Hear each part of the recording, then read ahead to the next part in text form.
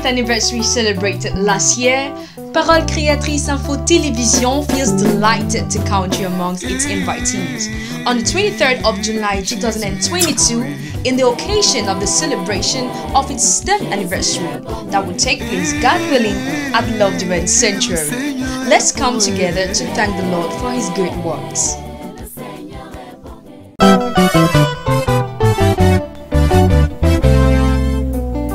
Après son 9e anniversaire l'année dernière, Parole Créatrice Info Télévision sera heureuse de vous compter ce 23 juillet 2022 parmi ses convives. À l'occasion de son 10e anniversaire qui se tiendra du voulant au Love Divine Sanctuary. Ensemble, remercions l'Éternel pour ses bienfaits. En Afrique subsaharienne, les femmes ont une chance sur 22 durant leur vie de mourir de causes liées à la grossesse et l'accouchement. La planification familiale empêche des avortements et des morts maternelles. Depuis 1990, la mortalité maternelle a baissé de 26% en Amérique latine et de 20% en Asie. Elle n'a baissé que de 2% en Afrique subsaharienne. Le planning familial est également une stratégie fondamentale, mais sous-utilisée de prévention du VIH de la mère à l'enfant. Dans la plupart des sociétés, les femmes pauvres sont celles qui ont le moins de chances d'exercer le droit à la contraception. Dans la plupart des sociétés, les femmes pauvres sont celles qui ont le moins d'accès à la planification familiale, d'où l'augmentation de la taille des ménages. Le pourcentage des personnes vivant sous le seuil de pauvreté continue d'augmenter, les naissances aussi. Il n'y a de richesse que d'hommes, dira un savant. Allez, multipliez-vous, remplissez la surface de la terre. Genèse chapitre 1, verset 28. Voilà quelques arguments avancés pour encourager les naissances. Mesdames, Messieurs, fidèles téléspectateurs de Parole Créatrice Info Télévision, bonjour. C'est toujours un plaisir de vous retrouver. La question qui vous est posée aujourd'hui est celle de savoir si vous êtes en faveur ou non de la planification familiale. Mais déjà, qu'est-ce que le planning familial? Bien sûr, c'est à vous le micro.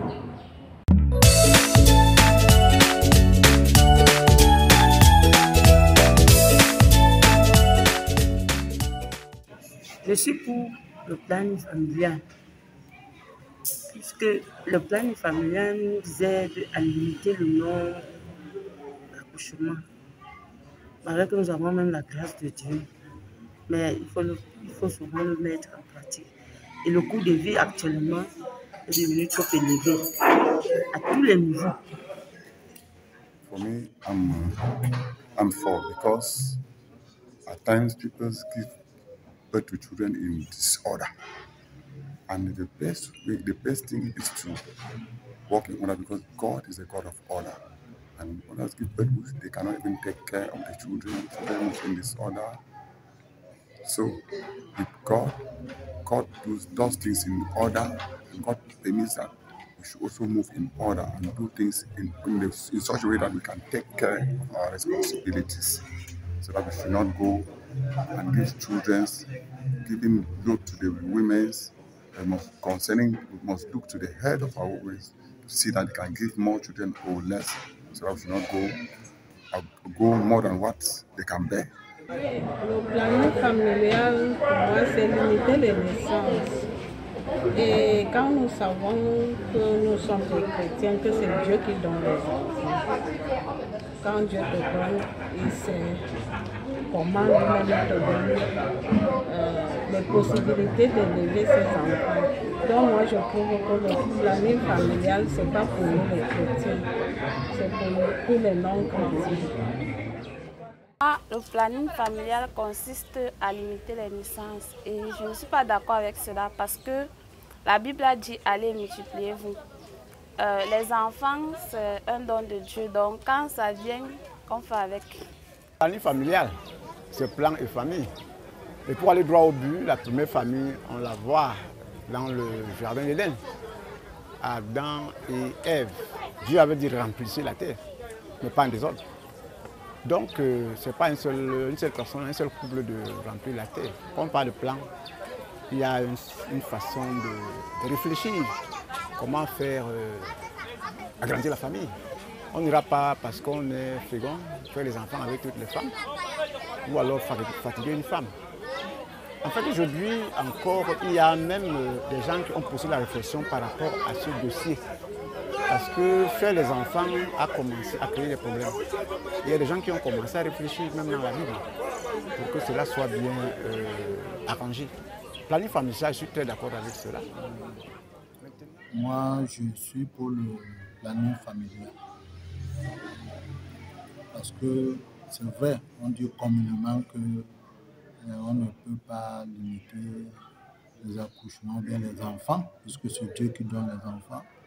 Ouais, mais nous devons aussi comprendre que de temps en temps, ce n'est pas ce temps présent, parce qu'il y a des difficultés, déjà même la vie dans le couple n'est pas facile, et que les revenus même que les jeunes gens ont en ce jour, vraiment parfois ne les permet pas de subvenir à leurs besoins et aux besoins des enfants. Donc je suis pour que le planning familial soit effectif dans les couples pour limiter vraiment un peu l'accouchement. Parce que la planification familiale, elle permet que les deux conjoints soient vraiment épanouis. Elle permet également à espacer, comme je disais tantôt, à espacer les naissances. Nous sommes à un ère vraiment moderne où je crois que la jeune femme mariée ne devrait plus accoucher à l'improviste. Elle devrait réellement planifier, poser avec son conjoint, décider du nombre d'enfants et le faire sans stress, sans pression ou quoi que ce soit, mais dans la liberté, dans la joie. Elle permet également à bien élever les enfants parce qu'on a constaté que lorsque on prend le temps de mettre un enfant au monde, on doit aussi prendre le temps d'élever cet enfant à un certain âge avant de penser encore avoir d'autres enfants. Le planning familial, c'est la limitation des enfants dans une famille. C'est-à-dire que lorsque les personnes qui s'unissent, ils décident que bon, nous allons faire tel nombre d'enfants en fonction de nos moyens, en fonction de nos revenus. Là, c'est au niveau de l'homme. Mais nous avons la parole de Dieu qui a dit « Allez, remplissez la terre, multipliez-vous ». Cette parole aussi, elle nous suit.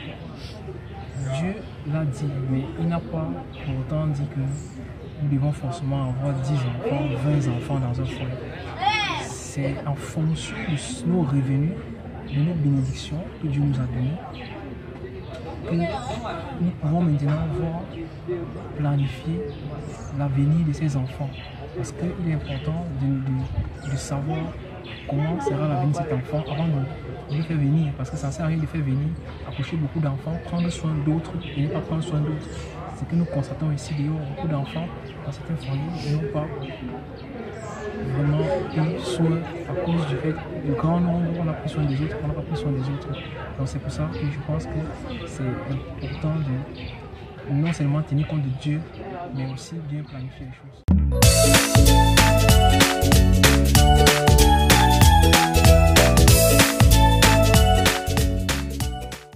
Le planning familial est un réseau associatif qui propose un accès à différents services de santé.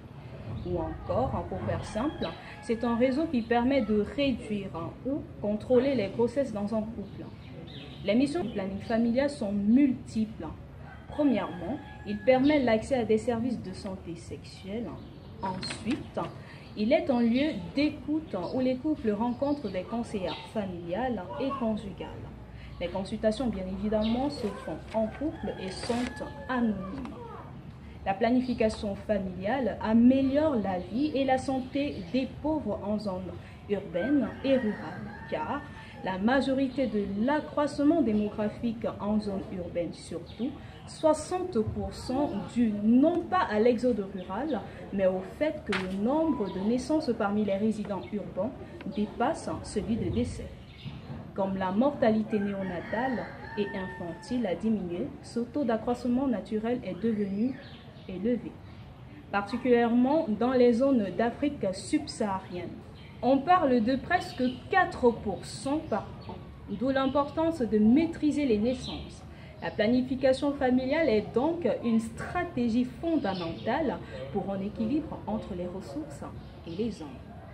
Mesdames, Messieurs, c'était Muriel pour Avonico. Merci de nous avoir suivis et surtout de rester fidèles aux différents programmes de Parole Créatrice Info Télévision. À très bientôt pour une nouvelle édition et surtout n'oubliez pas l'anniversaire, le 10e anniversaire de Parole Créatrice, le 23 juillet 2022. Bye bye. Je suis pour le plan familial.